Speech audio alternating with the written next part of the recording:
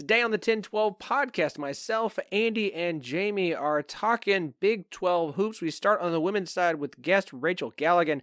Is this a 3-team race, a 2-team race? Is Utah still in it? Plus a look at bracketology. Then on the men's side, has Houston done enough to get themselves locked in for a Big 12 regular season title? And the SEC bias has come to men's hoops. I'll explain why coming up on the 10-12. This episode is brought to you by Coffee Mate. After watching this season of the HBO's original series, The White Lotus, this is the tropical getaway I needed. One more pina colada, please. Hey, you're not on mute. Oh, I thought I was in paradise.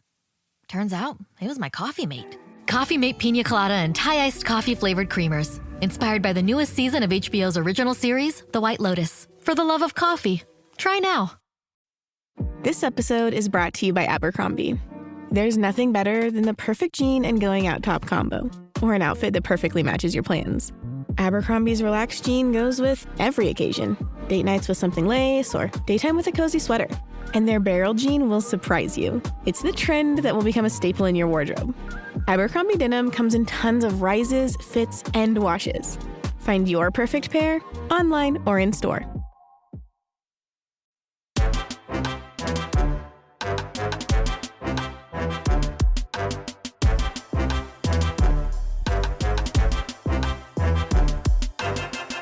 Welcome to the 10-12, the podcast that covers all 16 teams in the Big 12 Conference. We are the flagship show, the 10-12 Network. Find every show on the network at 1012network.com. And of course, we are partners with Sports Social, Europe's biggest sports podcast network.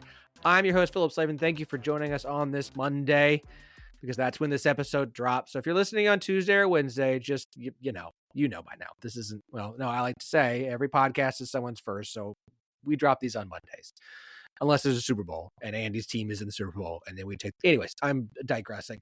Joining us today, as they do every single Monday, he is the Andy that I just referenced, the host of the Rock Chalk podcast, part of the 10-12 Network. Our most biased Kansas Jayhawk fan, Andy Mitz. I thought basketball was done. Didn't it end this last weekend? No.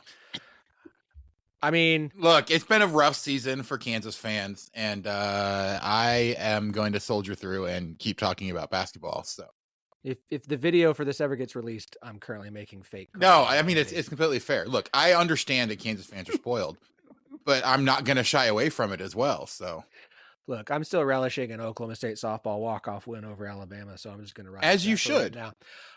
Also joining us, she is. The title list is one of those like comically unrolling things. She is the vibe queen of the 10-12 Network. She used to be the Discord Overlord. Yes, for the network as well. She is JSJ, our women's hoops guru, Jamie Steyer-Johnson. Yeah, you kind of teased and then stepped back from this the first time I ever told you before we recorded, but the list is potentially going to get a little longer. I got accepted back into Iowa State. Gonna go try and get a master's, gonna try and teach, so maybe professor in there as well. But yeah, and Andy, I know, what else would you have to look forward to in basketball season, since yesterday you got to see me in Fog Allen? So what else? Yeah, right, exactly. I mean, I saw everything I needed to, this season, right? So it's done. You guys got face-to-face time? Of course. For a good KU Iowa State. 20 seconds. Yeah, exactly. It was like right before she had to go back on the radio for pregame, and we chatted for a couple minutes courtside. Pregame show, so yeah. She didn't go get a drink afterward or rock at it. We leave immediately. We leave this from is excuses. Arena. Look, if you really wanted to, you coulda. Okay. Yeah. All you're telling me right now is JSJ is like, I mean, I coulda, but it's Andy, and I had to go. I made Christian drive me. I mean, I'm going to be completely honest. I wasn't really in a mood for anything after that game, so, which I'm sure that we'll talk about. I feel like you've been having to say that a lot this season. Oh yeah, for sure. Although, I kind of wish I had kind of stuck around and then just completely missed the Kansas-Utah game at the end of the night. So Could have saved you from that. We are going to start this week's episode talking Big 12 women's hoops, as we'll talk women, and then we will hit to the men. And joining us, one of the best new voices when it comes to Big 12 women's basketball, Rachel Galligan. Welcome to the 10-12. Thank you for having me. I'm excited. I'm excited to see what this is all about. You guys are super laid back and chill, so I'm already having a great time. So, and when I say new voices, that doesn't mean that you're like new to covering women's basketball or the Big 12. Just you've been popping up on the Big 12 show. You've been promoting in an the Big official 12 capacity. Yes, in an official capacity. So we are. Look, you've been doing a great job, and I think it was a smart move for the Big 12 to continue to find good voices to help promote this conference that is underappreciated. We all know about SEC bias. We'll talk about that more later coming up. And so I just, it's good. It's good. And I've talked about this in other sports as well. Like the Big 12 has got to start investing. There's so many voices that talk about the SEC and the Big 10 and all sports. Used to be a bunch in the Pac-12. It didn't do them any good, as we saw. And so the Big 12 has just been, underrepresented.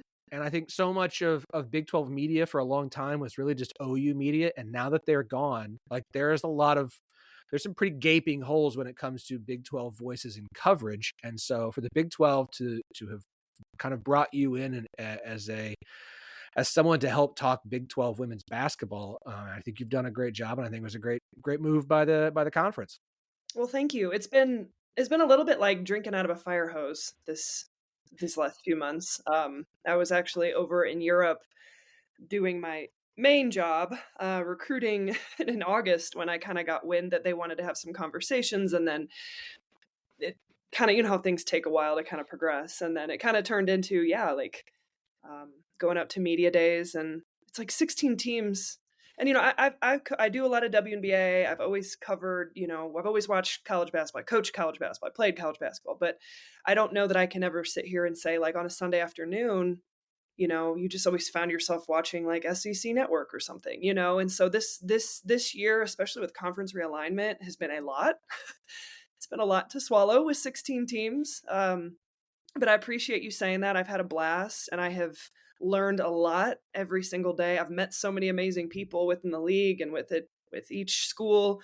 So it's like every day there's something new that's coming up. And I just feel like my knowledge about the conference and just women's basketball has just like expanded tremendously through this whole thing. So I appreciate you saying that, because some days you're just like, okay, what happened 3 days ago? I don't remember what happened in that game. Like, it's just, I'm constantly taking notes like all over the place. You guys should see my office, but yeah, I appreciate you saying that. It's been fun. Don't feel bad. Okay. The three of us have been fans of teams in this conference for a long time. We're still trying to deal with the fact that there are 16 teams. So it's not just you. Okay. We're like, yeah, we know half this conference. Well, kinda. Right. 2 years ago, I was like, oh, I think I'm finally getting a good handle on the women's basketball, in the conference.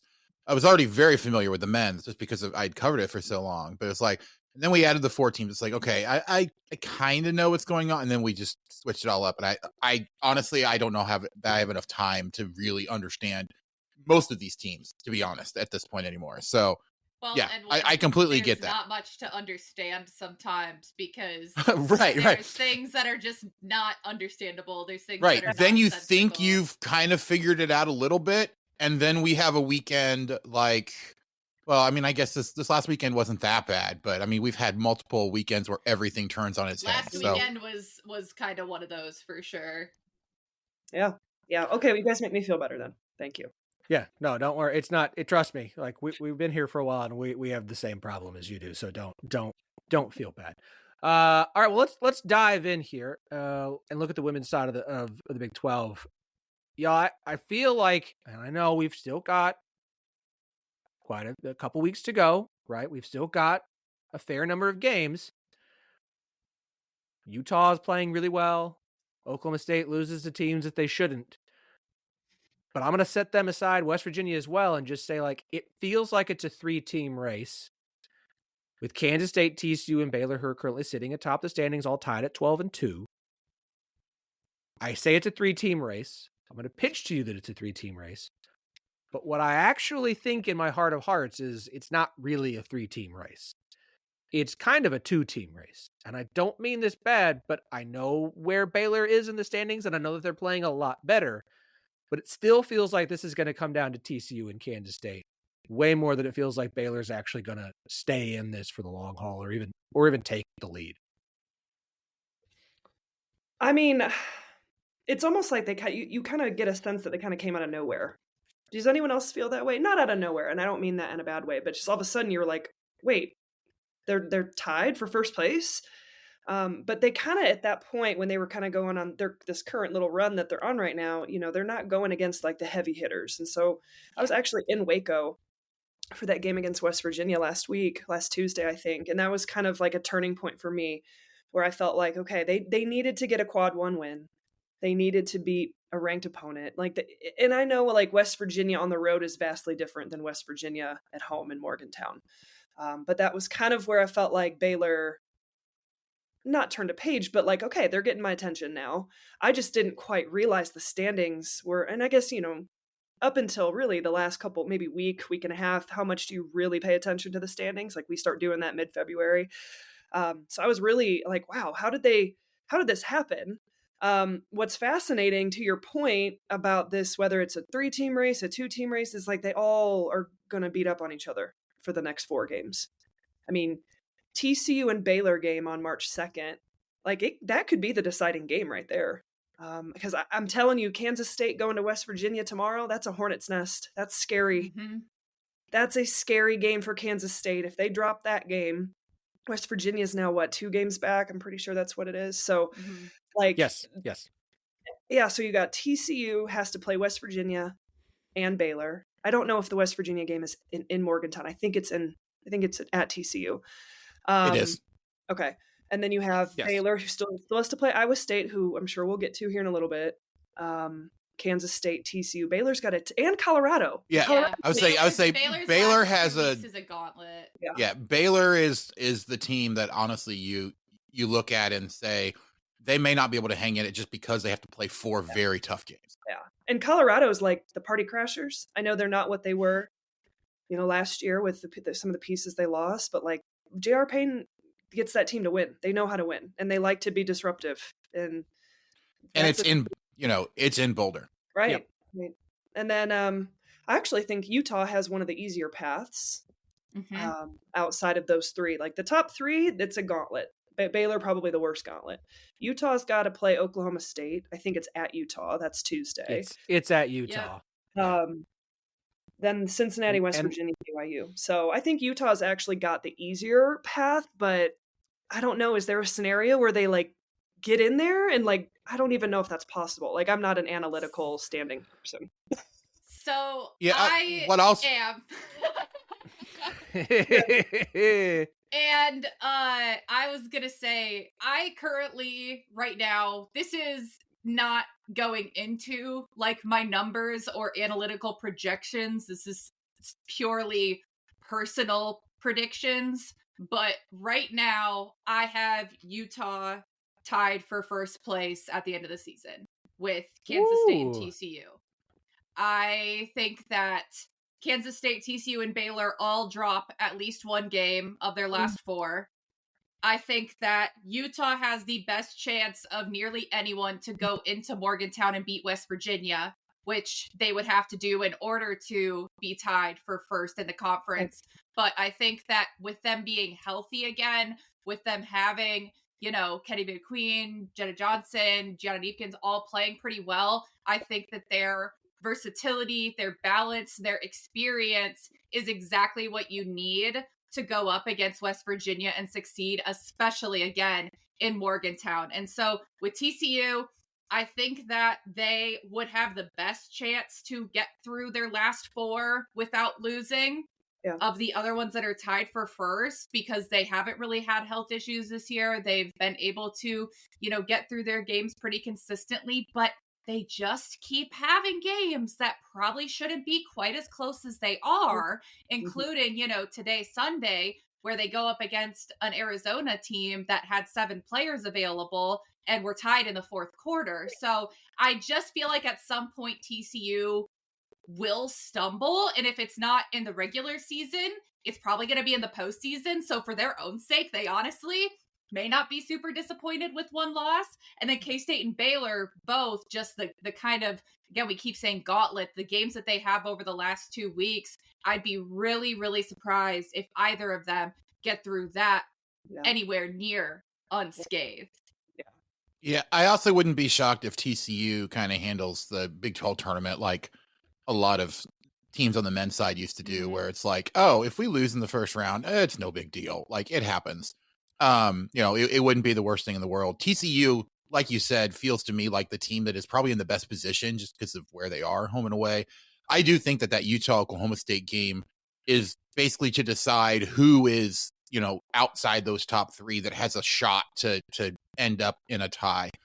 Because I do think that if Oklahoma State wins that game, I mean, you look at, they have Colorado at home. And then after, I mean, that's basically the only thing else that they still have to worry about. It's like, that is the tough game for Oklahoma State, is the one at Utah. If they can win that one, like, look, I understand they dropped a game that they shouldn't have. The team that lost, hold on a second, the team that lost at BYU, handed Houston its only Big 12 win of the season, and lost at home to Kansas, does not get to play we shouldn't have to worry about anybody else game. Like, sorry. It's like an emotional roller coaster. It's such an emotional. No, and I understand that, Phillip. But the other thing as well, I mean, is that, like, you look on paper, the schedule that they have is probably one of the easier ones. Like, it's probably even easier than like Utah's. Back, so that means that the other three would all have to lose at least two. Like, that means that for them to be in. Oh, no, and I understand that. But what I'm saying is that if Oklahoma State beats Utah, I don't know that Utah can do enough to get back up there, and I do think that gives Oklahoma State the momentum that they need. Like, that's a super important game for Oklahoma State, but I honestly don't think that it's not outside the realm of possibility the way that Oklahoma State plays. They play really well, or they play not so well. They're I think as close to a boom or bust team as you're going to get in the Big 12. It feels like there's a lot of those. You could say that about a lot of teams, but Oklahoma State, like, that's the team that I see when I look at them. West Virginia, I think that they're kind of also in a good spot, but they have to play, Kansas State and TCU and Utah. I mean, and then they're on the road at Cincinnati, and we saw, we've seen what Cincinnati does at home. So, like, this is a it's a tough sled for West Virginia. I think Utah has an opportunity if they can get past Oklahoma State. But I think what it really comes down to is Kansas State going to have another stinker of a game where they just drop stuff like they did against Oklahoma State? Are they going to be able to finish out? But they have to go to West Virginia, and then they play Baylor and Iowa State. That Farmageddon game at the end of the year is going to be very, very spicy. So I think it's interesting just thinking about that Kansas State West Virginia game tomorrow is so important. And I know this will probably come out and the game will be done because the game's in like 12 hours, but it's unbelievable to me to really think about this game. And it's brutal. Yeah. Kansas State played yesterday. They won against UCF. Then they have to have a one-day prep, get on a plane, travel to Morgantown, which is not the easiest trip, and then turn around for a 1 p.m. tip. Like, in that environment with the freaking musket going off, like, it's good. That's and again, I don't think we're talking about TCU, and I know TCU it at times really tends to get the bulk of the hype of Big 12 women's basketball. Obviously, you got the star power, blah, blah, blah, all that sort of stuff. But, like, Kansas State, I know they dropped the one to Oklahoma State. That felt like a hangover game to me.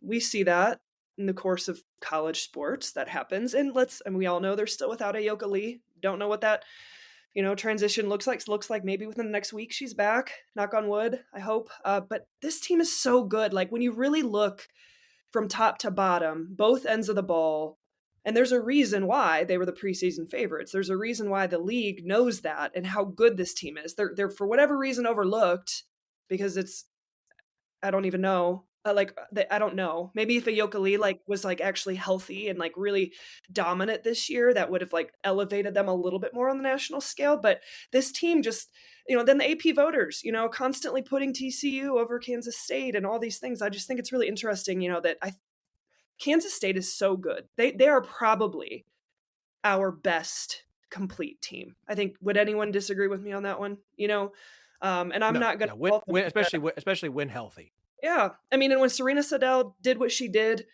in that third quarter and just take it, they have found ways even with Lee out. It's not like Lee being in the equation makes or breaks this team. I would say they're probably one of the most complete teams even without Ayoka Lee, which is really saying something. Yeah. Now, tomorrow I could be feeling a completely different way. Well, it's just like it's not that they're unbeatable, but like they have every role that you need. Having Ayoka Lee just upgrades a role that they already have, but gets them to a point where like there is no weakness to that team, assuming that they're able to play at full strength. Well, that's the thing is that, I mean, especially when you talk about the matchup with West Virginia, if you're going to have a gap for K-State, it's that they have a little bit of a short bench because of, okay, Ayoka's out, and then, you had very, very close to the season, having Briley Glenn decide to redshirt for the year, like that kind of shifted things for them quite a bit. And so you added really good depth in the post and at the forward position when you added Kennedy Taylor and when you have Tamira Poindexter. But at times, if you're having to really get up and down and really get into it, if there's players that get foul trouble, things like that, there are times where they struggle a little bit with going to their bench in really high tier matchups. You've had Gisela Sanchez, I feel like, has shown really great promise at times, but just hasn't quite gotten it going, especially this year. And so you have players down the line that can produce. Eliza Maupin has had incredible games for K-State, but just hasn't put together a complete season. And so they have the players to put together really complete games, even without Ayoka Lee and in general. But teams like West Virginia, where you're going to have fouls called, where you're going to get up and down the court, where you're going to get sped up, where you generally would like to have more options, that's where it's just a tough matchup as far as the type of game being played for K-State. I think they can handle it, but there's a lot of styles that it's almost impossible to see a way for them to lose. And this just isn't one of them. Yeah, it's going to be interesting. And in West Virginia, they've struggled. They're 4-4 on the road, but are so good at home. And I mean, I was talking to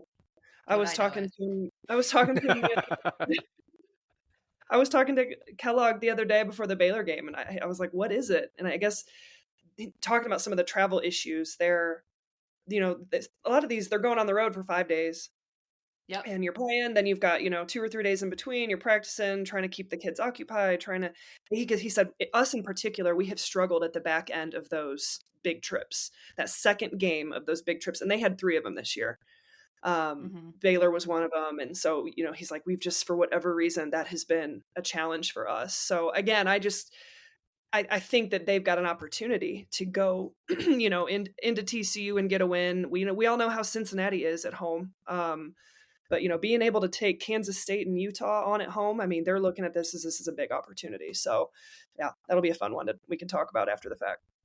I mean, and looking at those trips that they've had as well, it hasn't helped that the better team of the two is the one that they've had at the last, the last game of each one. So yeah, they've had a tough schedule. They have one of the, and I mean, not that I've gotten so analytically, with each team, but that's got to be a tougher swing for them.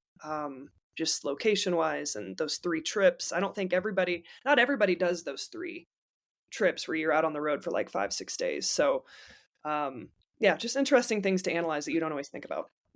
Yeah, that's also something that's fairly unique to those that are on the outsides. I mean, UCF and West Virginia have to deal with it, and the Arizona schools and Utah have to deal with it. But, Kansas, Iowa State, like unless you are going out to an Arizona or something for 2, like you're not having to make those sorts of trips very often. Whereas somebody who's coming from the outside, even going to the middle of the country, you're probably going to stay there if you have to have a 2-game swing. Right. Good night, itchy eyes. Good night, sudden sneeze. Good night to your symptoms of allergies. Zysol is the allergy medicine you take before bed. It provides powerful relief while you rest your head. Not just all night, but all the next day. Zysol keeps working, keeping allergies at bay. And without those annoying symptoms disturbing your rest, you can wake up the next morning feeling your absolute best. Remember, be wise all. Take Zysol. At night. All right, so let's talk about postseason. for just a minute. Charlie Cream's last Bracketology was on Friday morning when it came out. At the time, he had 7 Big 12 teams in the field. Iowa State was one of the last 4 in. Colorado and Arizona were among the next 4 out for the Big 12. Looking at where things stand as of now after this weekend's action, kind of looking ahead as we're trying to figure things out. You know, you had TCU and Kansas State, both 3 seeds, are the highest seeded teams in the from the Big 12 because, you know, as much as I want to just claim bias, the Big 12 didn't do itself a lot of favors in the non-conference in any way, shape, or form as far as who they played and who they actually beat. So there is some validity based off RPI and who you've beat in non-con that have hurt the Big 12 this year. But Rachel, I'll kind of let you start here first. I mean, does 7 feel like a fair number for the Big 12? And do you actually see a path for Colorado and Arizona? Is there enough left as far as opportunity for them to be able to maybe play themselves into the field this year? You know, I was really, really hoping, you know, that potentially, in my opinion, that team was Colorado. It's nothing against Arizona. I think that this team, I love what Adia Barnes has built there, but they're young. You know, they're young. They're a sophomore-led team in some ways, and they don't necessarily have like a ton of leadership at the top, just in my opinion. And that's not in a bad way. It's just kind of like they're going to go through growing pains. I feel like Iowa State, you know, we know that they're kind of right now, what are they, last 4 in, I believe? Yes. Yeah. Looking at it has them as basically the last team at the moment. I think that when it comes to Colorado, you know, this team has had a couple ranked wins all season long. Would they beat West Virginia, beat Kansas State? They're 13-1 at home. I'm honestly a little bit surprised that there isn't a little more momentum with them. You know, and I don't know let's look at the rest of their schedule. They've got they got Baylor on Wednesday, Oklahoma State, Arizona State, Texas Tech. So assuming they go maybe 2-2, best case scenario 3-1 out of that stretch. I feel like it's going to be tough, but I'm a little bit surprised because I'm really high on this Colorado team. I mean, and they've got those wins. I think part of it probably has to do with Frida Foreman and her injury and missing, you know, parts of the season. And there's been some inconsistencies with their roster throughout the course of the year. If you look at their non-conference scheduling, I mean, okay, they lose to Louisville by 8. Lost at Boise State. Lost to Boise State. That was a big one. I mean, those were the really, everything else was pretty light on that front, which I don't blame JR for doing that with this roster. But I just feel like Colorado was the one in my mind that is good enough and deserves enough respect to be in that conversation. But I guess at this point they're going to have to win out. And even then, do you guys see a path for it? I don't know. I mean, maybe a win over Baylor could really boost, you know, this team and kind of put them over the edge with them being ranked. And I anticipate that they're going to climb up in the rankings and their net will continue to improve. So maybe if they can pull that one off, I don't know that I see it with Arizona though. What do you guys think? Yeah, I mean, I don't see how Arizona does it at this point. It's just, you know, they're 6-8 in conference. They'd have to win out to even think about that. Right. Yeah. Colorado, I do see if they win out the rest of the regular season, then I think they're in a really good position, you know, to just get to that 1-8 game. Assuming, of course, that they stay as the 8 seed. But if they get to the quarterfinals of the Big 12, I think they're probably in a good enough position to kind of sneak in. If you drop one of those 2 ranked games, because they need both of those ranked games, I think, to boost the resume.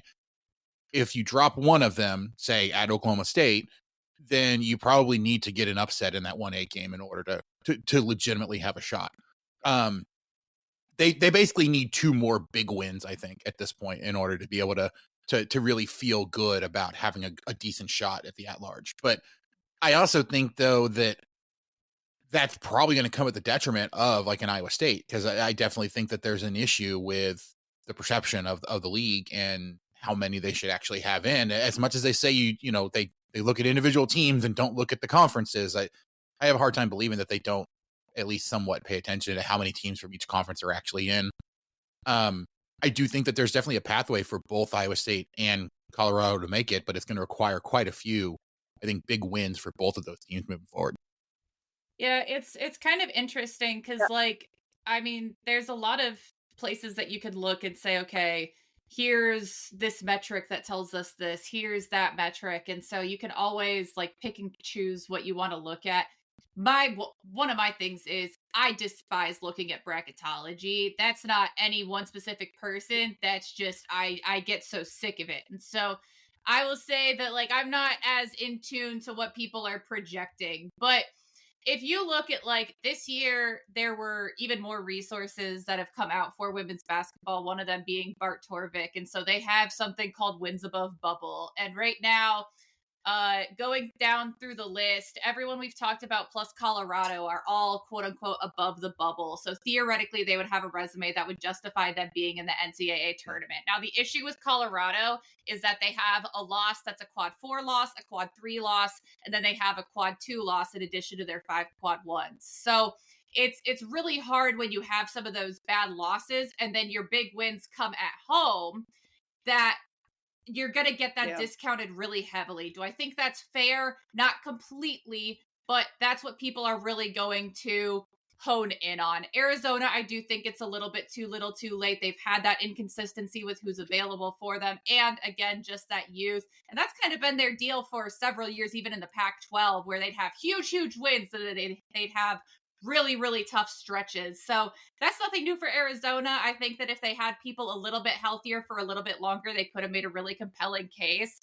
But beyond that, then obviously I have like slight bias for Iowa State, I hear. But right now they're a game and a half above the bubble. The thing with Iowa State is that they've almost, with like no exceptions, with literally one exception, they have beat the teams they're supposed to beat and lost to the teams they're projected to lose to. The only exception to that being losing to UNI in the beginning of the season. And as the season has gone on, they've begun to perform better, even over better opponents. They just haven't been able to secure that big win. And part of that being that their better opponents they faced are really, really good. You know, statistically speaking, they had terrific performances against both K-State and TCU, but didn't win. And so that's really what matters. But having a couple of big opportunities to close out the season, going to Baylor in what could very well be a trap game, given that Baylor then has to play K-State, I believe, like 2 days after. Yes. It's like Iowa State, day off, K-State. So big trap game potential. Yeah. And then you have K-State at home. There are opportunities to get those signature wins. If you don't get either of those signature wins, you're definitely going to be biting your fingernails, I think, come Selection Sunday. I think they would deserve it, but I don't think they would feel quite as secure about it. If you get at least one of those, I think you feel pretty good. And then above that, I think everyone, barring like major meltdowns, is pretty safely in. It's interesting. I didn't realize. I mean, Arizona has won 1 of their last 5.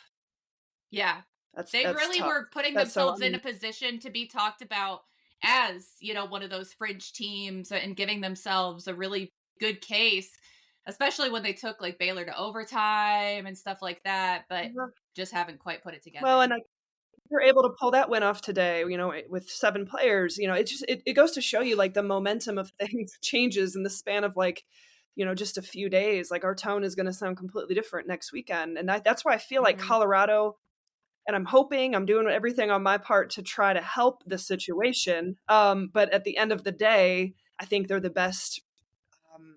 They're the best representative, the best option, the best case for it, but they're going to have to take care of business these Final 4. And I think they're more than capable. But there's some big tests in there with Baylor, Oklahoma State, and we'll see. It's interesting though. I like I'm not a big analytical bracketology. Like it's interesting. I'll talk about it for a little bit. I'll kind of, okay, that's interesting. Nothing really changed with Charlie, what he's saying. Like, but I don't like hold it as like the word of God. You know, I think it's really interesting in my mind, what I've seen from them this year, Colorado is a tournament team, you know? So it's a little bit weird to see them, you know, the next 4 out and some of the others that are in that equation. I don't know that I necessarily agree with it, but like you said, maybe we've got a level of bias here in the position that I'm in, but I think that's a solid team, and who knows, maybe we're talking about Colorado on this big stretch here. And they're able to really make a massive push and we do get 8 in. I would love that. I will say, I think the thing that surprises me is that Colorado and Arizona are as close as they are in those kind of projections. But Jamie, the other thing I will say is that you're nowhere near as big of a homer for Iowa State as I am of Kansas, apparently. So, Rachel, I'll say there is a level of bias, but I don't think it's your bias towards the Big 12. And we'll leave it at that. Rachel, I really appreciate you joining us today. You are doing great work out there being a voice for the Big 12. Where can everybody find all the stuff that you are doing talking about Big 12 women's basketball? Pretty simple. I guess you could call it, I guess it's X. Just Rach Gal on X. You guys will just see me tweeting away, Xing away. What do we call it now? Is it Xing away? It's Twitter. It's always tweeting. Twitter. It will never be anything but Twitter. Thank you. I can call it what he wants, but yeah, that's the best spot. I don't do a whole. My Instagram's kind of just fun pictures of mountains, and because I live in Colorado. So yeah, best place you can find me is on X, Rach Gal. And thank you guys for having me on. Anytime you need me, let me know. Absolutely. We will take you up on that. Rachel, again, thank you so much for joining us. You have done wonderful work, and can't wait to see you continue to do so through the rest of the season. Speaking of great work, that is our friends at Charlie Hustle Vintage Clothing Company. Not just does it look good, but it feels good too. Look, folks, you want to wear things that are comfortable, okay? Because sometimes your team's going to make you uncomfortable. So you don't want both your team and your apparel to make you sit there and twitch and itch and feel bad. So sometimes, like Andy Mitts. So what you need to do is at least make sure what you're wearing looks good and feels good. So go to charliehustle.com. Use our promo code 1012network, TEN12, the word network, all caps, whatever, it doesn't matter. And you're going to get 15% off all non-sale items. When there's a sale going on, they're going to have a lot of sales popping up now through the end of March, okay? Because there's March Madness going on. We just had President's Day. Like, if you're listening on Monday, there's still President's Day sale. Everything's 20% off. Everything is 20% off on Monday. But if it's Tuesday and you're like, why did I listen yesterday? I could have saved 20% off Charlie Hustle. Well, you can still save 15 with the promo code 1012network, TEN12 word network. So go, if you're a Big 12 fan, you will find something you love for you. The varsity jackets are restocked. They're on sale. We mentioned that on Twitter, which is what we call it here. And I had multiple people, and I did it on Threads, and multiple people be like, no, not Threads, Blue Sky, sorry, I'm not doing Threads, I'm just not going to do it. Mention like, hey, I have the Iowa State jacket, or I have the Kansas jacket, and it's freaking awesome, I love it. So charliehustle.com. Save 20% off all day Monday. If it's the day after, I'm sorry. Use the promo code 1012network. Charlie Hustle, vintage made fresh. I know every operating At my system like last the job, back of in my my current hand. role, I have I 25 years of am experience and have worked with several people from your company. I've been recognized for my passion. My team is everything.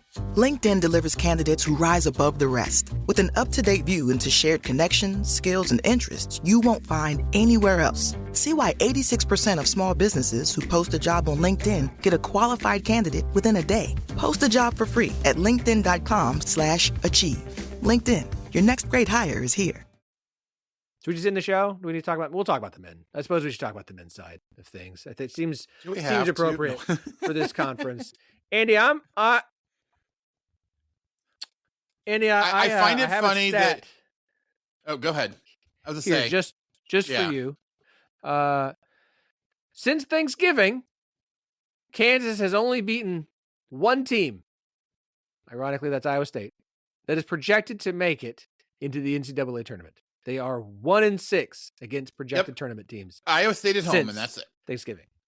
That's it. That's the only one. It's not a new stat for me. It's an off year for Kansas. It is an off year for Kansas in a conference that is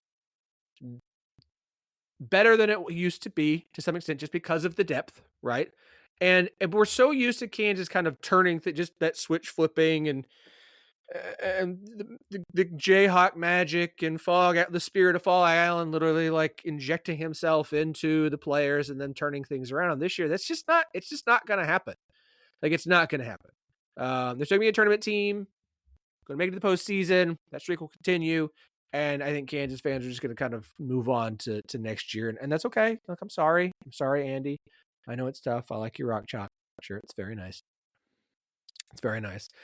But we have to start with this. Houston is 21-4 overall, 13-1 in conference play. 2 games ahead of both Texas Tech and Arizona. And at this point, it's starting to feel like Houston's kind of pulling away. I mean, they went on the road to Arizona, who's been playing lights out, picked up a win this weekend. They've got a loss at home to Texas Tech, so there's that tiebreaker issue there. But they're going to go on the road and play at Texas Tech on February 24th, so there's another matchup there. You look at Houston, you look at how well they're playing, you look at how good they're good. With 6 games to go, 3 weeks left in the regular season before we get to the Big 12 tournament. Is anyone going to catch up to Houston, or has Houston already done enough to separate itself from the rest of the conference? I mean, I don't know that there's really anybody else that is going to be in a position to catch Houston. I don't know that I would, though, say that Houston is far and away much better than everyone else in the conference. Like, I still think that the top of this conference is ridiculously stacked. The top four of Houston, Texas Tech, Arizona, and Iowa State are phenomenal. Yeah. Oh yeah, for sure. But I mean, like, you look at who Houston still has, right? Like, they play Iowa State at home, they play Kansas at home. You know, they have to go on the road to Baylor and they have to go on the road to Texas Tech, but you know, those aren't that far away, which unfortunately is kind of one of those things that does make a difference, right? Like, how far you have to go on your road trips actually seems to make a difference. But I mean, like, yeah, you chalk up that Texas Tech game as potentially a loss. That's still not enough to get anybody even close. You know, Houston is going to have to lose a couple times in order for anyone to even tie them at the top of the league. So I just think that the Houston team's built enough of a cushion that at this point, unless they just something completely falls apart, it's hard to see anybody actually catch them for that number 1 seed. That being said, I don't think that they're far and away. Like, if I had to pick a best team in the conference, it would be Houston at this point. I just don't think it's nearly as clear cut, or, you know, the margin is nearly as big as a lot of people want to think it is. I get the conversation. I get the point of saying it's not that Houston, and I don't think the argument here is Houston is that much better than Texas Tech, Arizona, and Iowa State. I think it's more a matter of because of how good Houston is to have a 2-game lead with 3 weeks to go. And yes, again, they've got to play Iowa State at home. They've got to go to Texas Tech. They get Kansas as well. They've got to go to Baylor. Baylor's still a good team. It's hard for me to sit here and say, like, they're going to lose enough times the rest of the way.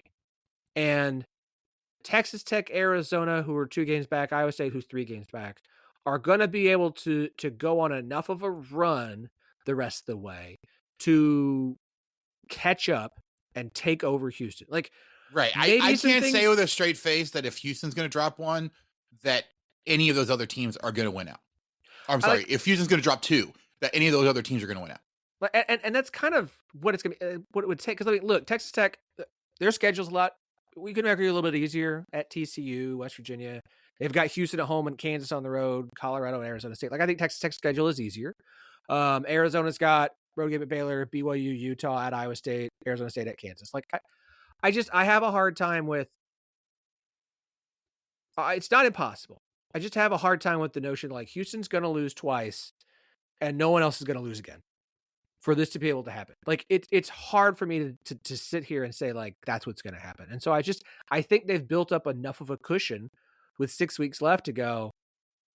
This is what it is. Like, this is who's going to win the Big 12 in the regular season. Okay, I'm glad that we agree on this. I'm glad that we agree. It's so fun when we just agree on things. Hold on a second. I'm trying to find something. Because it's fun to find. What was that game? Because this is great podcasting, right? You know what? I've been trying to do it while we were talking. And then I didn't talk enough. I'm sorry. I know you can usually count on me to talk 5 minutes longer than I need to. Okay. All right. Andy, do you want to talk about the fact that Kansas State's miraculous win streak has finally come to an end?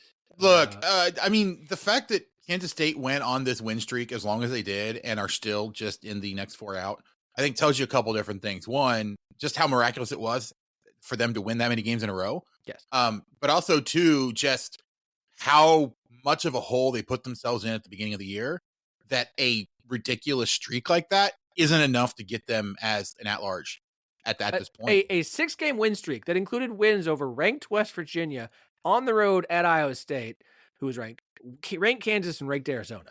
Like, that included 4 top 25 wins.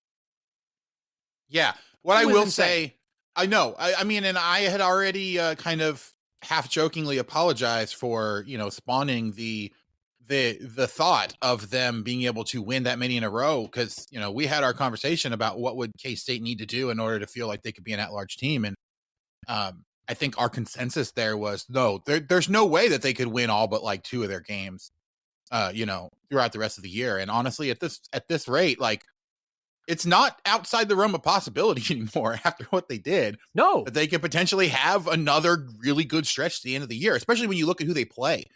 The schedule's so much friendlier. At you, right? You drop the game at BYU. Okay, fine. BYU is a solid team.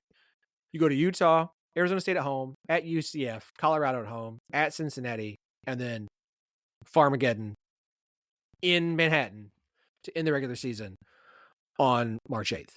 Like, it's not insane to say, like, hey, you know what? They could go 5-1, 4-2 if they continue to play the way they've been playing. Yeah. Like, if they go 4-2, I know that's like, well, you'd like to see better than that.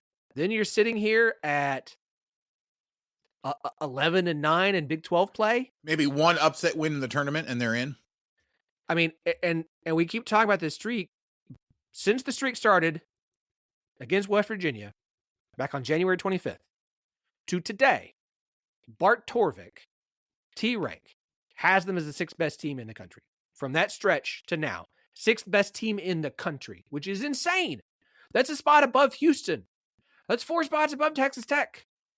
Like, they've been absolutely lights out. And that includes the loss that they just had to BYU. So they're still a top 10 team the way they've been playing. Like, maybe it was just a miraculous streak. 3 games is a miraculous streak. 4 games is a miraculous streak. 6 games with what they had to play against tells me they figured something out. Now, I hope it's not a situation where they figured something out and now they've lost the juice and now they're going to go on a 4-game losing streak. But I mean, I'm for the Big 12, for the sake of the Big 12. Can we talk about how funny it would be if Kansas State has to play as an 11-seed play-in team and then because we know every single year one of the play-in teams goes and wins at least one more game.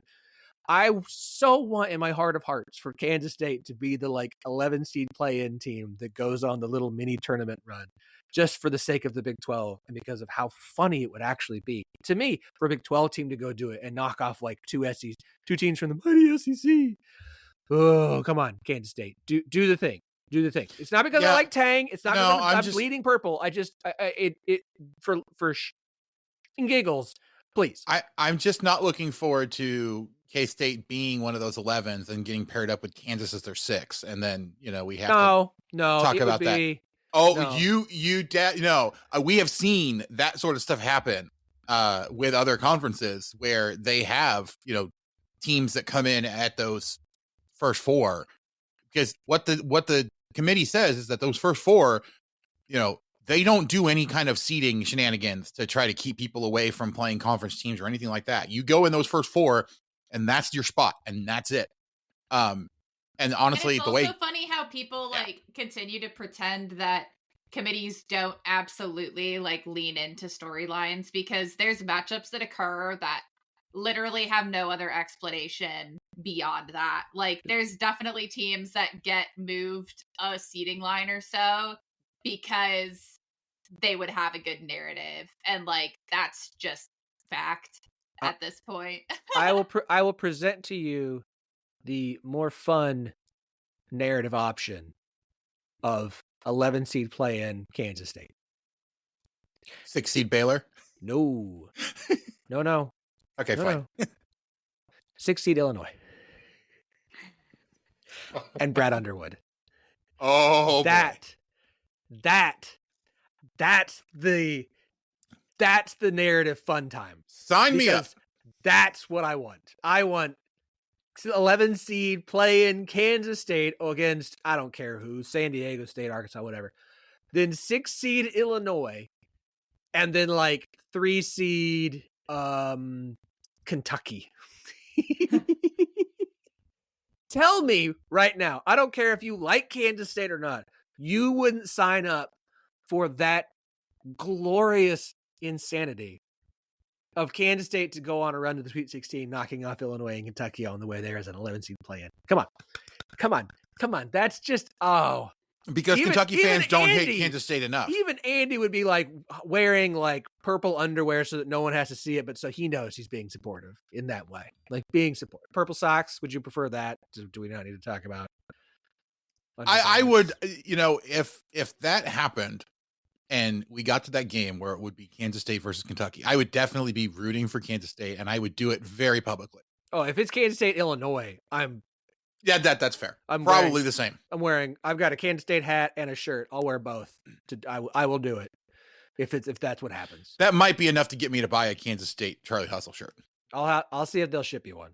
Okay. We'll ask the guys over there and be like, all right, we need the most lavender shirt you have. Oh gosh, no, not lavender. Oh yeah, normal purple. Normal purple. Purple Cocaine Willie on a lavender t-shirt just for Andy. Oh gosh. I'll reach out to Patrick and see what I can do. Okay, we're gonna wrap up on this. Y'all, we all know that the SEC bias exists in women's basketball. We all know that the SEC bias exists in softball. We all know that the SEC bias exists in college baseball. We all know that the SEC bias exists in football. The SEC bias has come to men's college basketball. And you say, but Alabama, Auburn are really good. I'm not arguing that there aren't really good teams in the SEC this year, and that the top of the SEC isn't really good and quite loaded. I'm not arguing that it's not. Okay, I'm not arguing that. I'm not arguing that the Big 12 is a little bit down this year. Okay, it is. That's fine. What I'm arguing is this: that the SEC finally has a good season. And I understand bracketology, blah, blah, blah, blah, blah, blah, blah, blah, blah. But when I go to ESPN and check bracketology and look at what Lenardi's doing, and I understand that it's Lenardi, and he is the father of it all, but he's not necessarily the best anymore. And 14 of the conference's 16 teams are projected to make the tournament. 14 of 16. The Big 12 has been the best conference on the men's side for multiple seasons and can't even sniff a percentage of inclusion that high. But the SEC has one good season, and ESPN's out here putting the entire freaking conference into the NCAA tournament. The SEC bought that. Not that it's not a good conference this year. Not that the teams at the top aren't really good. But the idea that the SEC being good this year is so good that 14 of their 16 teams should just automatically get into the tournament this year, I don't think it'll actually happen, but I don't care. When the SEC sets the new record for percentage of conference to make the NCAA tournament, when the SEC does, I don't want to hear it. I don't want to hear it because at that point, and I understand that ESPN doesn't control the NCAA tournament, it's CBS and all these other things, but don't. This is bull. That the best conference in men's basketball for multiple years in a row is getting like 8. Oh, we got 9, 10 teams in this year. If they get 14 of 16, just shut it all down. Okay, just quit. Like, I mean, this reminds me of back in 2023, right, where it was a 10-team league, and the Big 12 got 7 teams in, even though they were by far the best conference. Yes, and of all the teams that got in, like every single one of them was 30 or better in KenPom. Those 7 people were complaining like crazy about West Virginia getting in as a 9 seed. They were 19th in KenPom that year. Like, that's the kind of ridiculous we're talking about. Oklahoma State didn't make the tournament. They were at 40. Right. They were at 46th. Guess where? You've got Oklahoma, Georgia, Arkansas, all in that, 39 to 44 range at this point. And by the way, they weren't, or actually, no, I'm sorry. I am looking at the net rating now, and they are actually better, but I do think that it's kind of inflating since then. But the point still remains, we're looking at similar sort of rankings, but those three are very solidly, from what I can tell, or, seems to be in fairly easily. Like, it doesn't seem to be that much of a question. It's more a matter of, is one of them going to lose enough to drop out of being solidly in the field? And yeah, I mean, so I agree. Like, this is one of those cases where you look at very, very similar circumstances, and yet somehow it's a shoe-in that the SEC is going to get 13, maybe 14.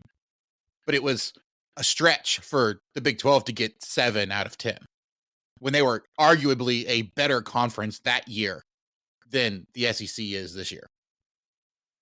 I mean, it's just always fun when it's like, you're looking at it, and if you win like a third of your conference games, you're not a postseason NCAA tournament team. I mean, you would have to be such an absurd conference. And I mean, look, I don't watch that much men's basketball because I have better things to do, but I'm so over, like, that you can just see when everyone's eyes light up and they're like, oh, another conference we could talk about besides the Big Who again? The Big 10? No, the Big 12. No, I'm sorry, I'm not familiar. Did you mean the Big 10? I'm over it. And yeah, I don't know. I don't want to see teams that lose 60% of their conference games in the NCAA tournament. I don't care. And now we're gonna see a hell of a lot more of them if they're expanding to another like 12 teams or something. Oh gosh, yeah! Don't even get me started on that. South Carolina is 0-12 in conference play. If they expand the tournament, they'll find a way to get them in. Oklahoma is 3-9 in conference play. They are 1-5 away from home. They've played 6 road games the entire season. They're 1-5 away from home. They're 3-9 in conference play. Georgia is 4-9 in conference play. They've lost 3 in a row. Oklahoma's lost 4 in a row. But somehow that's good enough to get him in the men's tournament, and we were just arguing about whether Colorado's going to be able to make the women's tournament. But but even on the men's side, like, the debate was like, if you couldn't at least go 500 in Big 12 play. It's over. Right. No. Like, what I'm saying is, comparatively, like, oh, yeah. They're so awful in conference. You've got a fairly good Colorado team on the women's side that is struggling to break through. You've got teams that bad in conference play that are somehow basically a shoe-in at this point, unless they, lose every game the rest of the way. Yeah. Okay. Bracket matrix. Love bracket matrix. Takes all the different brackets in and puts them together, right? And averages out. Out of 87 of them, Oklahoma's an 85 of them as a 10 seed. Someone help me understand this. Georgia's in 57 of them. Arkansas is in 66 of them as an 11 seed. Help me understand this. Help me. I can't, because I don't understand it. This nonsense.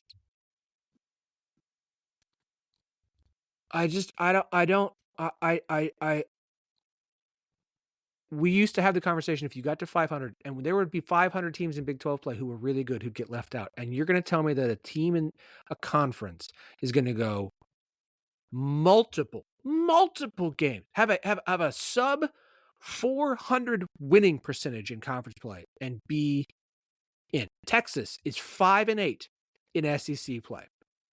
Bracket Matrix has them as an 11 seed, 66 out of 87 brackets. How does Oklahoma? How is Oklahoma in 85 of 87 brackets as a 10 seed? As a 10 seed, not a play-in team, as a 10 seed with a 3-9 conference record. No. Someone's gonna be like, well, they actually had these injuries. I don't care. No. Well, they went undefeated in non-con. Great. They're 3-9 in conference play. At some point, the performance on the court has to matter. You'd think. It is. All right. I mean, look, if Oklahoma is, there, then Kansas State should be a shoo-in. I'm done. I got a crying 2-year-old. Okay. She is under the weather. She is just as fed up with bracketology talk as we are. She's like, enough of this SEC bias nonsense. So we're going to wrap it up here. She is Jamie Steyer-Johnson at JSTEYZ on the Bird app, the Twix. He is Andy Mitz 12 on there as well, host of the Rock Chalk podcast. Go and listen to it. Listen to every show on the network at 1012network.com. We're still like 6 reviews away from 100 on iTunes. So if you're listening to the show, please leave us that. If you've made it this far, I don't know who listens to the whole episode. If you listen to the whole episode, 1012podcast@gmail.com. I'll send you a koozie and a sticker. I'm going to get a bunch of those out this week. So I got to go check on the crying 2-year-old. She's having a hard time breathing. And so y'all, we'll be back Thursday. We'll talk softball. That's what we do. Thank you to Jamie. Thank you to Andy. Thank you to all who listened. Have yourselves a good week.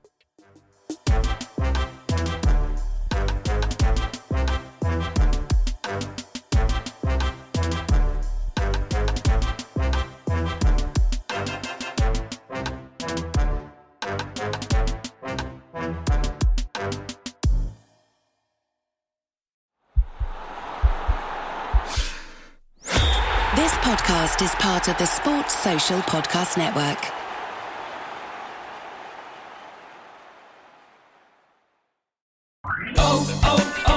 O'Reilly. Check engine light on? Take the guesswork out of your check engine light with O'Reilly Veriscan.